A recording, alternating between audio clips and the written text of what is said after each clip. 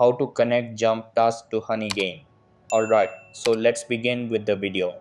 First, you'll need to log into your JumpTask account and go to the Earnings tab, as you can see here. So go ahead, click on Earnings.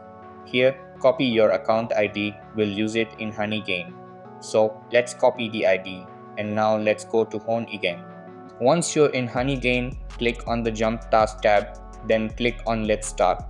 Here, you'll need to add your Jump Task ID, paste it in the field, and then click on Add the account. After that, you'll be prompted to enter a verification code. Now, go to your email and find the code that was sent to you. Enter the code and click on Verify. Then click on Let's Jump Task, and that's it.